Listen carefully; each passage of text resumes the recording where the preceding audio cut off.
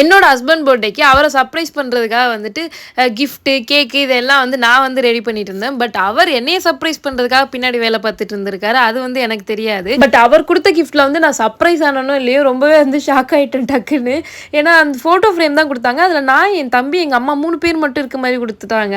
எங்கள் அக்காவையும் எங்கள் அப்பாவையும் மட்டும் விட்டுட்டாங்க. அதில் லைட்டாக வந்து கொஞ்சம் டிசப்பாயின்மெண்ட் ஆயிடுச்சு. பட் எனிவே வந்து அவங்க பர்த்டேக்கு என்னைய சர்ப்ரைஸ் பண்ணணும்னு நினச்சாங்களா, அதுவே எனக்கு ரொம்பவே happy. But night 12 o'clock cake cut பண்ணுறப்ப நான் வந்து அவங்களோட கிஃப்ட் வந்து நான் வந்து கொடுக்கவே இல்லை.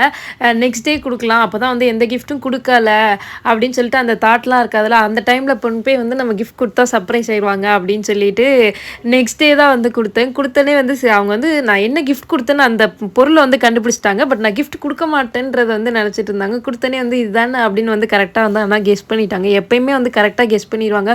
பிகாஸ் நான் எப்பயுமே அவங்களுக்கு வந்து ஃபோன் தான் வந்து வாங்கி கொடுப்பேனே. ஏன்னா வந்து அவங்களுக்குன்னு வந்து ஃபோன் வாங்கிக்கவே மாட்டாங்க. நான் யூஸ் பண்ண ஃபோனு அந்த மாதிரி தான் வந்து எடுத்து வந்து யூஸ் பண்ணிகிட்டே இருப்பாங்க. இப்போ அவங்க கரண்ட்டாக யூஸ் பண்ணிட்டு இருக்க ஃபோன் கூட 3 years பிஃபோர் வந்து நான் கிஃப்ட் பண்ண ஃபோன் தான் வந்து யூஸ் பண்ணாங்க. அதில் வந்து சார்ஜே நிற்காது. ஆனால் இருந்தாலும் அதை வந்து ரொம்ப கஷ்டப்பட்டு வந்து யூஸ் பண்ணிகிட்டே இருந்தாங்க. ஸோ வந்து ஃபோன் வாங்கி கொடுக்கலான்னு வந்து ஃபோன் தான் வாங்கி கொடுத்துருக்கேன்.